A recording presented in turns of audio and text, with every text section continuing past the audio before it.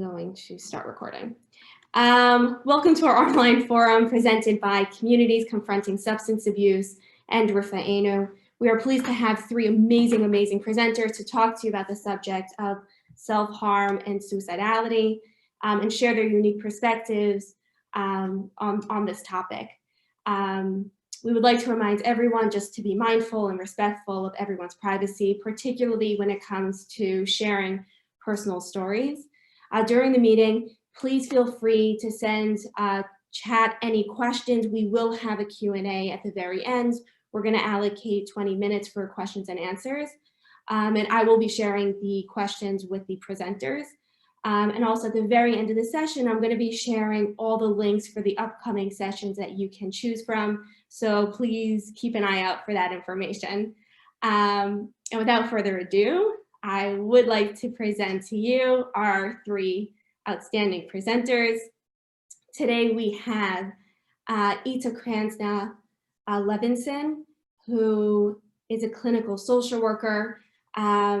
She's a clinical social worker in West Orange, New Jersey, specializing in health, mental health, and special needs fields. She has held position as the assistant director at the National Jewish Council for Disability, Yachad, and a part-time lecturer at Rutgers University School of Social Work. Upon the death of her son, Eric, in February 2016, at the age of 28, after 14 years of battling with mental health, Ita has become a strong advocate for mental health awareness and suicide prevention. We have Wendy Dolan, who is a licensed clinical social worker, who is a certified family therapist with a private practice in the Chicago area. She is internationally recognized and health and safety advocate and the founder of the Medication-Induced Suicide Prevention and Education Foundation in memory of Stuart Dolan, which is called MIST. Wendy started MIST following the 2010 death of her husband, Stuart, who died after suffering from an adverse drug effect called akathisia.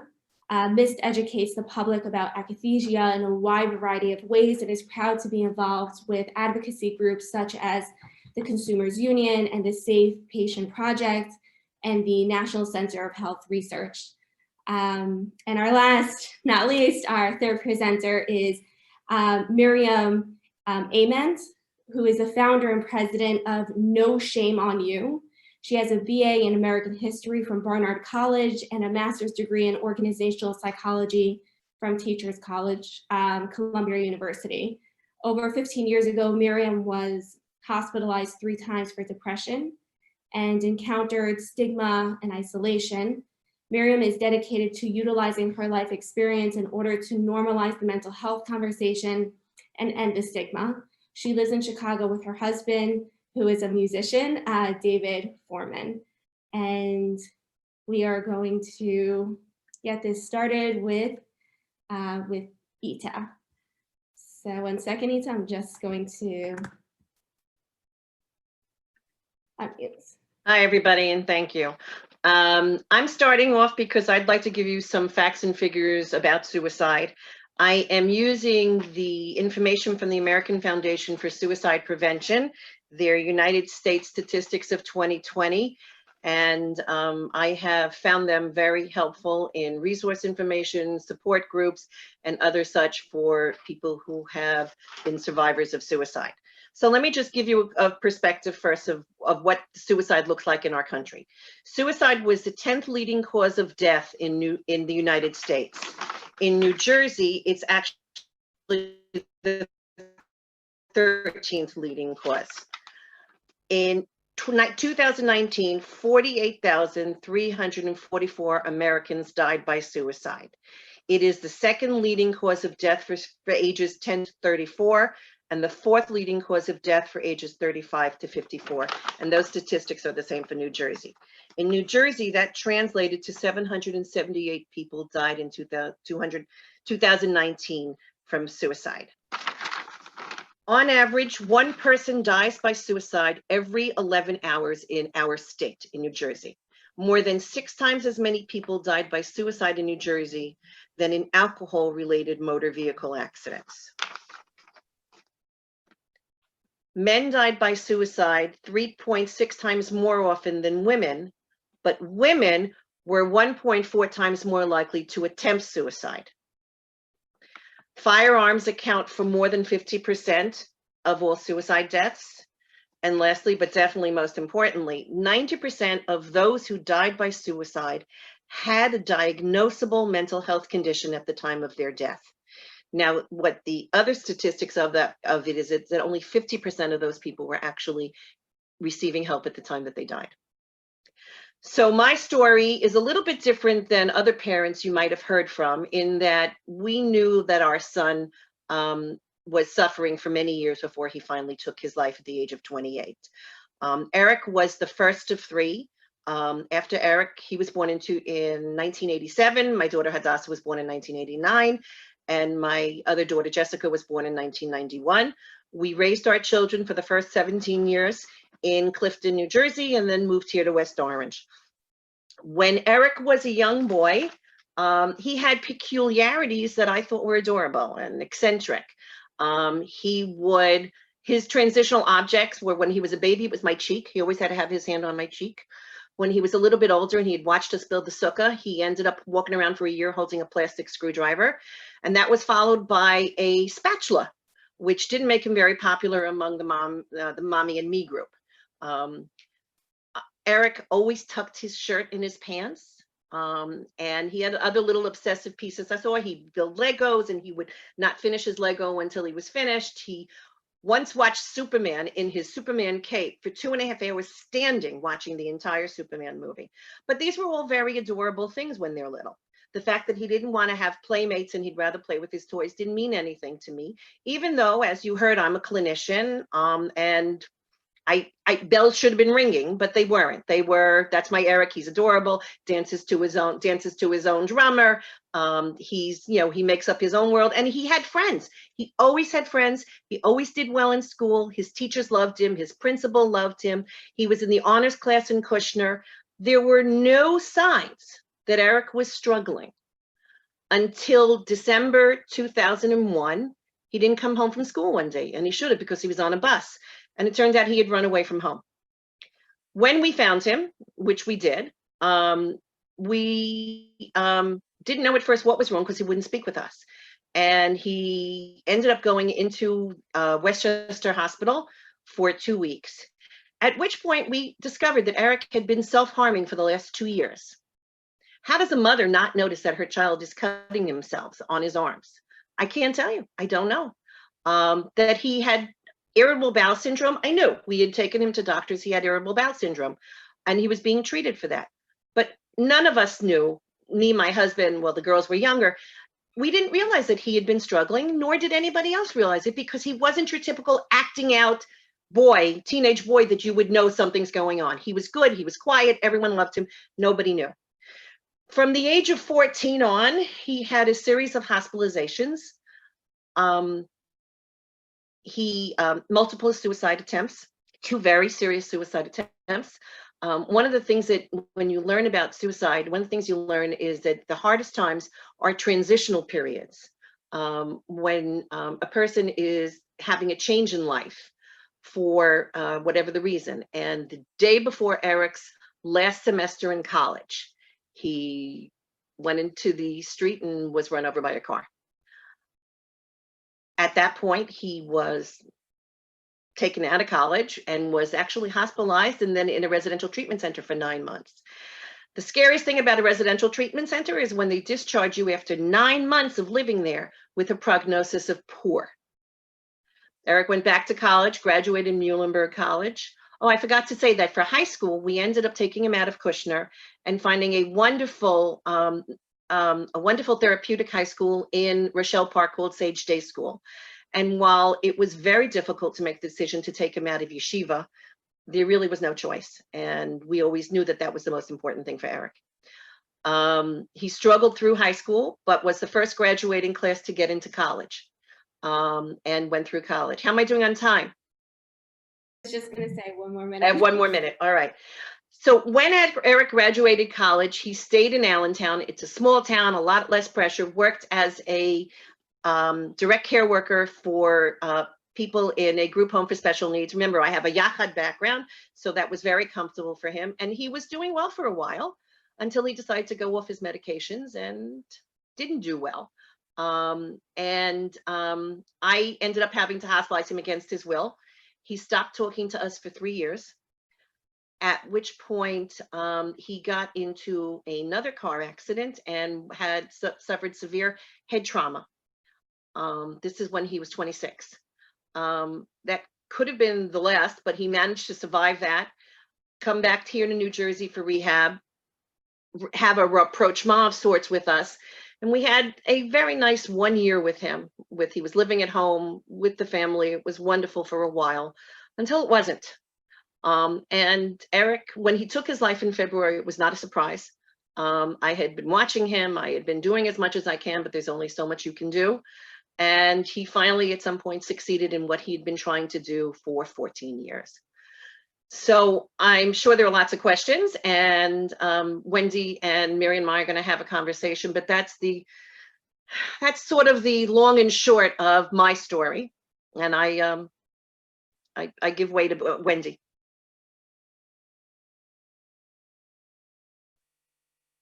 Unmute. Am I okay? Here I am. Okay. Good morning, everybody.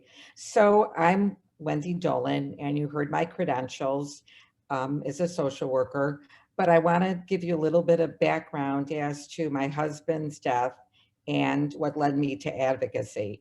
So Stuart was a pretty high-powered attorney in the city of Chicago, no history of mental illness, zero financial problems, great relationships with me and our kids. And he was experiencing some situational stress at work and was prescribed Paxil. And 6 days later, he took his life and jumped in front of a train in the city of Chicago. And I understand that when you talk about suicide, you know, as you said, Ida, 90% of the cases usually involve a mental health issue. So what I've decided to address is the 10% part of the suicide question. So after Stuart died, and this was an enormous shock to the entire city of Chicago, unbeknownst to me, friends of mine started researching, and all of a sudden someone called me and said the word akathisia, and no one knew how to pronounce it. No one knew what it meant. And what I found out in that moment was akathisia is an adverse drug side effect that happens when you start or stop or change the dosage of a medication. And what happens is there's outer and inner symptoms that can lead to violence, self-harm, and suicide. And so when I read this and learned about it, I decided to start MIST in memory of Stuart. And it's really taken me on this journey that I never really ever thought that I'd ever be on. And actually, I have some supporters of MIST on this call, which is really nice to see. And so it's been an interesting journey. I call myself the accidental advocate. And what happened was, so I started this organization and we raise awareness about akathisia. Now, I want to make it very clear, and I say this all the time, we are not anti-drug. As a therapist, I refer clients for psych consults. I personally take medications. It's just awareness. It's just awareness and education. And it's been an unbelievable journey, because what I've discovered is that people have known about it without having a name for it. Like when you see commercials on TV for the drug warnings, under the age of 24 could give you suicidal ideation, that's akathisia. And they just don't want to talk about it. And that's what happened to Stuart. And so the purpose and mission of MIST, and I speak all over the world, and I hear from people all over the world, is about the deadliness of this drug side effect. And Miriam and I, who have done many presentations together, Miriam has always liked my example in sort of relating it to cancer. Just like there's many types of cancers, there's many reasons people end their lives. And although akathisia is in the 5 to 10% part of the suicide equation, it needs to be talked about, And so I think that what MIST has contributed to the suicide conversation is it just has expanded it to be a little bit more inclusive. And what's happened as a result of my advocacy is I've been able to reach so many different types of groups, like the military, first responders, crisis intervention people. So it's been an interesting journey. And I've also been very involved in the Chicago Jewish community and setting up support groups for people who are survivors of suicide. I actually lead a monthly support group with someone else. So it's been an interesting journey. I mean, sort of, you know, like a club I never wanted to be a member of, and here I am. But it's been an interesting experience in the sense that touching lives and making people aware is just such a great way to honor Stuart and his memory. So thank you for having me today. Thank you, Wendy. And Miriam, you are on. Thank you so much. Thank you, Wendy and Itza, and thank you, Shoshana, for the introduction. As Shoshana mentioned, I am the founder of No Shame on You, which was established in 2014. And No Shame on You is a nonprofit dedicated to eliminating the stigma associated with mental health conditions and raising mental health awareness in the Jewish community and beyond. And the way it came about is that starting in my teens, I started experiencing what I now know were severe bouts of depression. After high school, I went to Israel for a gap year, which was a great experience, as you can tell by all the pictures of me hanging out with my friends. But what the camera didn't capture were bouts of nonstop crying and lots of sleepless nights. In hindsight, it is clear that my depression had gotten quite severe. After Israel, I went to New York to attend Barnard College. I really liked Barnard and learned a lot and met some amazing people. But underneath it all, I was still living with depression. As in high school and in Israel, I would have periods of nonstop crying. Looking back, it is so clear to me what was going on, but at the time, I didn't realize that I needed to get proper treatment. I didn't know that there was a way to get better, to live without the debilitating symptoms of depression. And in my 20s, things got progressively worse.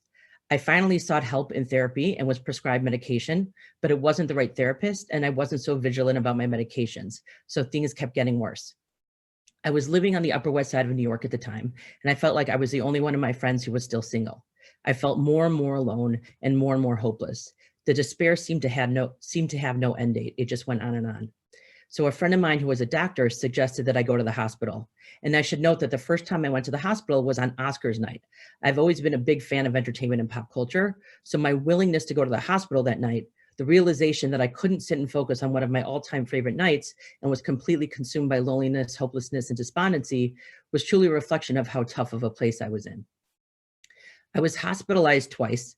And because of the stigma surrounding mental health, I didn't want too many people to know, just a few friends and family members. And even those few were too many, as it turned out.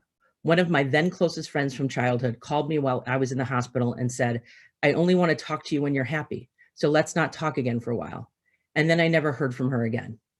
I was already feeling so isolated, and this friend's response completely broke me and ended up extending my hospital stay. If someone I considered a close friend would stop talking to me, what would other people think? From then on, I kept my hospitalizations a secret. The only person I told was the man who is now my husband. I was hospitalized a third time after an attempted suicide, which I now understand was a huge cry for help. I was so depressed, experiencing suicidal ideation and loneliness. I was in my early 30s and was completely lost in so much pain, and I just felt completely hopeless. After that third hospitalization, I got really serious about my well-being. After meeting with a few therapists, I found the right therapist for me and was vigilant about taking my medication. I was back in Chicago working at a law firm and married. Things were going well. I was finally on track, but I still had a deep, dark secret that I rarely spoke about, even with the few people who knew what it was.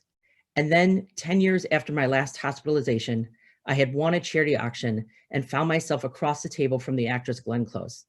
I knew she was a big advocate of mental health awareness because of her sister, and I ended up telling her my whole story.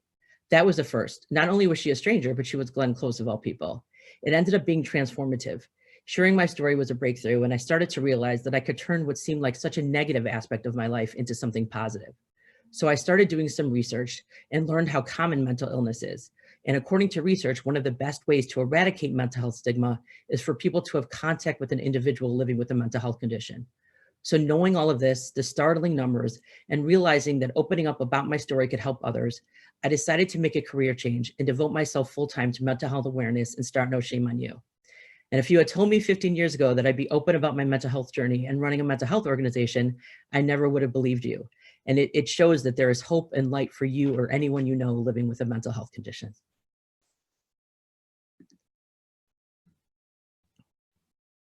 Thank you. Miriam.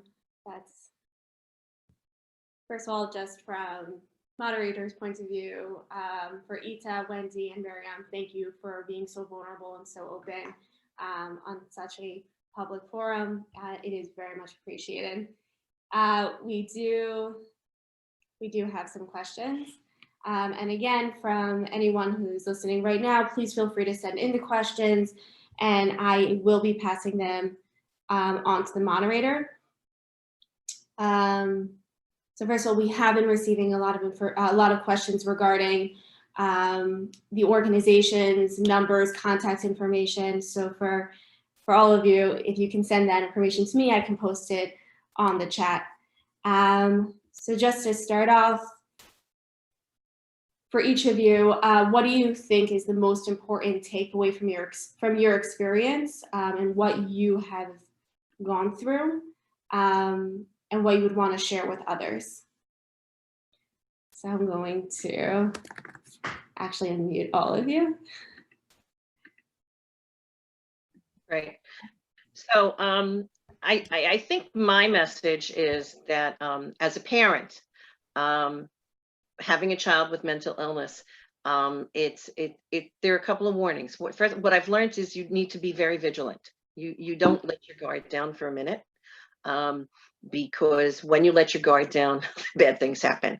The other thing is, you know your child best, and don't let other people tell you, if you disagree with them, what you should be doing. I advocated for Eric. Once I realized what was going on, I was his strongest advocate. I got him out of yeshiva. I got him into a special needs school. I got him into college. And all the time I had to be fighting my way through to get him. When he went to college, I had to make sure it was a college that had disability service. So when he was living at home, all the medications are locked up in a safe. We're locked up in a safe. Aspirin is locked in a safe. All the knives are locked in a safe. I tried as hard as I could not to have anything available, knowing that if there's a will, there's a way, but trying not to make anything presentable, because one of the things we learn about suicide is that often the attempt, while having been thought about a while, the actual attempt is an impulse that happens when something spontaneously happens and they respond. So I think my takeaway from this is, don't let your guard down and be your child's advocate at all times, and just continue to love them even when they're hating you. Go ahead. Wendy, did you want to go, or do you want me to jump in? You can jump in, it's fine. I think what I would say is, from my perspective as someone who lives with a mental health condition, is that you're not alone. And there are so many people out there who understand what you're going through, who either are going through it themselves or are advocates and want to help. And there are resources, and and just don't hesitate to reach out. And there are so many people who care and who want to help you get through it. And that was something I didn't realize. I wish I had known that when I was going through some of my hardest times, but that is something that I think people should know. And it's also helpful, not only if you're going through something, but if you have a loved one going through something, there are tons of resources out there. There are crisis information lines, crisis text lines, wonderful groups, and so many people who want to support you. So that's what I would say. So my takeaway from my experience has just been the absolute stigma of suicide, and how people are so judgmental and can be quite intrusive about your life. They want to make assumptions about your loved one. And I found that to be something that I addressed in my suicide support group. So I think the takeaway is that people can be judgmental, and it's not useful to the survivor of suicide. But on a different note, I think the other takeaway is the power of getting a message out and standing in your own power and being able to really have an impact on the world and be vulnerable. I mean, you know, when you start a group, and actually Jenna Sackman's online here, she's the director of MIST, and you know, you say to people, I'm starting a group for medication-induced suicide, and that we, you know, have hundreds of thousands of people following us. And so this idea of, you know, having faith in yourself and being able to say, I can make a difference in the world is something that's really important, at least for me, because there was so much shame and so much judgment when it happened. And so for me to be able to share my story and make a difference and help others has been a powerful takeaway regarding MIST. We have some specific targeted questions. So this is for Wendy. If someone is starting an antidepressant, what should you watch out for? And what to do if you think someone is having a bad reaction like Stuart? It's such a fantastic question. Whoever asked that, it's important. I mean, you know, and first of all, akathisia can happen with many classes of medications, not just with antidepressants, like the actress Erin Foster, who follows us, took Tamiflu and developed akathisia. But that's a great question. We talk a lot about the buddy system, and I suggest this to my clients as well, that anytime you are stopping or starting or changing the dosage of medication, we say, tell someone you know that you're doing this. And our message is this: if for whatever reason you started to take the medication, it starts getting worse, you need to address it. But specifically, and I'm not as talented as some other people, the website is MIST, MISSD.co. We have what we call the outer and inner signs of akathisia. In the case of Stuart, there was a lot of pacing, agitation, cognitive confusion, marching in place. And if you go to our website, there are many outer and inner signs of akathisia. But for the person who asked this question, I think just letting people know that this is happening, you know, that you're changing your medication course. And if you see something that's not great, you know, call 911 or your doctor, you know, immediately. But that's a great question. I think, you know, and that's what we do. We talk about awareness and we talk about prevention, and just knowing that this can happen is important. And one last thing, I mean, a lot of people think when you start a medication, oh, it's not going to kick in for many, many weeks. This drug side effect can occur instantly. So I think that's just an awareness and a buddy system is what I think is really important. Amazing. So that was for Miriam. What, if anything, that friends or others offered was helpful for you? So what was helpful was I had one friend, especially after the friend who told me she never wanted to talk to me again. I had one friend who was there for me every step of the way, and flew. I was living in New York. She was living in Chicago. She flew out when I left this hospital for my second hospitalization, and she was really just very supportive, checking in all the time. And I think, so what I would say is, so that was really helpful for me to have someone who I knew really cared and was there for me, and just went above and beyond. And in general, I think checking in nowadays, you know, now texting, letting someone know you're thinking about them. Can I bring you dinner? You know, just a few weeks ago, a friend of mine was having a really hard time, and I said, you want some pizza or something? And I sent her dinner, and she was so happy. So I think sometimes doing those things, I know obviously we're in COVID times, so it's a little different than, you know, you can't necessarily go, whatever, there are things we can't do now that we used to be able to do. But I think just checking in, a gesture, you know, what can I do? What would be helpful, can be really, feel supportive and be really appreciated by someone going through a hard time. Ita, this one was for you. Did the mental health service community assist you, guide you, support you? or did you feel like you were more on your own? No, I think I felt very supported. When Eric was, this was when he was 14. So there are the shame and the stigma that Miriam and Wendy allude to, it doesn't come up as much with the young people. I didn't get blamed as much for what was, was happening to him. I mean, there was a sense that he was struggling, and I think everyone assumed that at some point he would outgrow it. But the board of, we were living in Clifton at the time. Again, because I am in the mental health profession, I knew what I needed for him for school. And so I walked into the Board of Eds and said, you need to find me someplace that he's not going to kill himself at. So every time I went and looked at a school and I said, can you protect him from killing himself? They said no. So I was able to find the school I wanted because I knew how to get the other schools to respond negatively to me. The psychiatrist at Hackensack, actually Hackensack Adolescent Psychiatry, was who Eric was with, and they were wonderful with me. What I would say is once he was in college and he was going to private therapists, I find that many of the private therapists at Eric were not ready for somebody as severely challenged as he was. And they didn't always see the signs that I saw because listen, it's hard to hear somebody talk about wanting to die all the time. And at some point, I think people thought he was a drama queen. They thought it was just, if he talks about it, then he won't do it. And I knew him well enough to know that that wasn't enough. So it wasn't that they weren't helpful. It's just that they weren't that experienced in suicidology. And one of the things that we do as a family foundation, and we've been trying to do, is really get professionals to learn about suicidology and learn to ask the question, not to be afraid, are you thinking of killing yourself? Because the truth is, you're not putting an idea in their head. It's already there.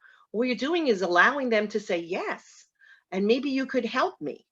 But if you don't ask the question, you won't get the answer, and instead they're going to hurt themselves because they think they're doing something wrong. The other problem that I did have, you asked me about the mental health, and the mental health I thought was really supportive. The college, the association, the college, they had disabilities office, and they were really very helpful. And we're willing to give him extended time. And I mean, so we picked the schools that we knew were going to be responsive to us. What I will say is that none of our friends knew what we were going through.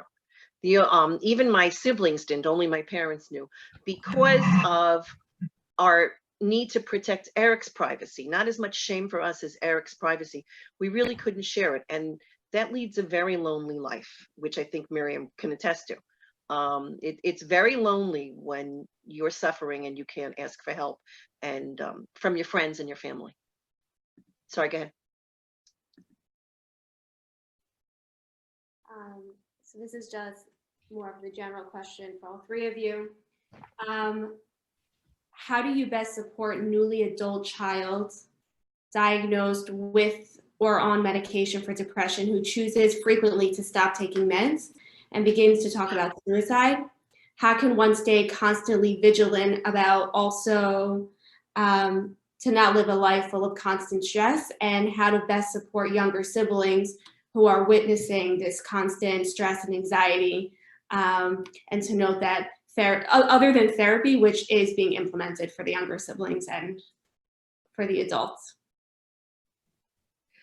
So it was very hard in our house. Eric is the oldest, so he's the big brother. So he should not, the girls couldn't understand what was going on with him. And the truth was that they thought, again, the drama queen, it was their words. They thought he was being a drama queen. What I did do, and you said that, is I got them all help, mental health help, so that they would have their own person to talk to and be able to express it. And certainly their feelings growing up was it wasn't fair. We were always focused on Eric and not focused on them. And it's very hard as parents to sort of balance that. My husband and I would take turns trying to be the one for Eric and the other one be for the kids, but it was usually me for Eric because I had a better way with him. In terms of not taking medication, I was lucky he did. But it's hard. You can't force medicine in somebody's mouth. And it is really it's very difficult. I empathize with whoever is going through this. It's just to be there to work with them, to try to tell them you love them. And that I think part of it is if we can normalize mental health issues and say it's just like if you had diabetes and you had to take insulin, or if it's just like Eric had irritable bowel syndrome, you take your stomach medicines. The same thing. This medicine just makes you feel better and think better. And it doesn't mean that you're crazy. And it doesn't mean that there's anything seriously wrong with you. If we can normalize that, then maybe they wouldn't feel so objection to taking the medication. My response to this, the whole medication question is that I believe that once you make a decision to take a medication, take it. Because when, I mean, and again, like you said, you can't force a pill in someone's mouth, but withdrawal akathisia is a very serious problem. In fact, they're doing a lot of work in the United Kingdom on this very topic. You know, people don't like a side effect or they don't like how they're feeling, and then they go off of it, you know, sometimes very rapidly, and that can lead to brain zaps, all sorts of issues. And so withdrawal akathisia is really quite serious. And again, like Ita said, you can't force someone to stay on it, but understand that by going off a med when you're already having, you know, some mental health issues is not going to be useful. That, you know, again, what you can't force somebody to do that. But withdrawal, you know, people say, oh, I want to go off my med, I'm tired of it. They need to work with a doctor and taper very, very carefully, or you're putting yourself in a terrible state.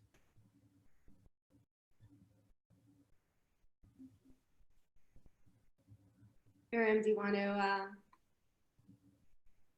I mean, I guess what I'd add is just underscoring what both Wendy and Ita said, but Ita talking about, you know, normalizing the mental health conversation and making sure that people understand that just like you would take blood pressure medication, diabetes medication, there's really no difference. And it's just focusing on your brain rather than anything else. And I think that's where the disconnect is, and where there's a lot of non-compliance. There's more non-compliance with taking meds for mental health conditions than other physical conditions because of this thinking that there's some shame. And I think that it's so important for people to understand that there's really no difference. And why would you not help yourself in any other, if you're going to help yourself in any other way, why wouldn't you help your brain if it needs a little help? So, so I just want to underscore that. I think it's really important for people to understand that. So we have a whole slew of questions coming in. We do have 5 more minutes left to the session, so I do apologize if we don't get to every question. And for people that do have specifically for one of the presenters, please feel free to let me know and I'll pass it on to them. And if they can reach out to you directly, let me know a way for them to do that for you. So a question that came in, if someone thought that they noticed you or a loved one might be struggling, would you have liked them to reach out to you? Or is that an invasion of privacy? And if so, what would you have liked them to say? Is that for anyone? Anyway, yeah, I brought through. But Miriam, you can start it off.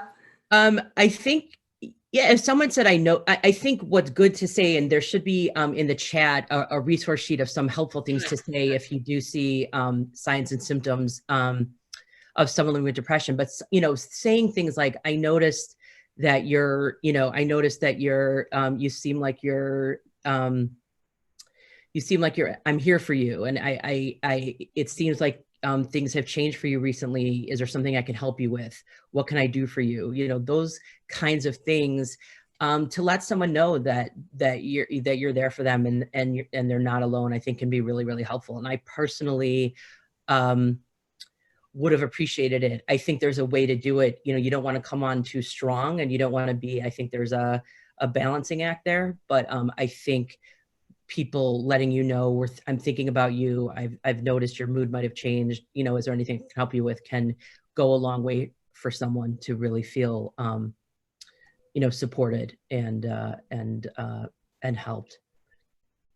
I would say I had the problem that we really were not sharing Eric's issues because we felt it was his story and it wasn't our place to be telling his problem.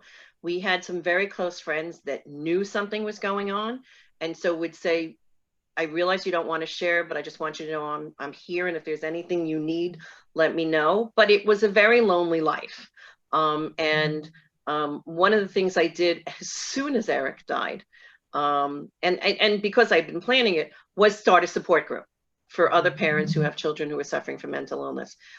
Because I know that as parents, we don't ask for help for ourselves. We only ask for help for our children. And we don't take the times for ourselves. And there's a lot of stigma. Because there's a lot of stigma, you know, every Jewish Family Service has a support group for parents with children with mental health illness. But I started a support group and I had 15 people in there who would never have gone to a Jewish Family Service to do it because they were petrified. The other thing that makes a difference is because I've lived this life, they know that I get it. I don't run the support group right now. It happens not to be going on right now, but it's important to talk to somebody that understands what you're going through, because otherwise it doesn't help as much, although it is appreciated when your friends tell you they love you and they're there for you. But it can be a lonely life. My experience wasn't specifically with a mental health issue, but it was just people's reaction to a suicide and what they can say, and they wanted to avoid topics. And that's a very sensitive issue for survivors of suicide. Some of the things that people say to you are just beyond words.